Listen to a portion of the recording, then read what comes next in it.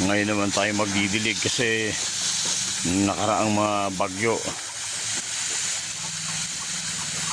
Laging basa naman ito. Pero ilang days lang na hindi umulan. Ayan. Wala nang wala nang tubig. Ayan. Abot yan doon hanggang sa sasakyan. Ayan, ito yung mga ampalaya kong yan. Ayan, mga ampalaya kong maliliit. Pang-ulam ko lang yan, hindi ko yan binebenta.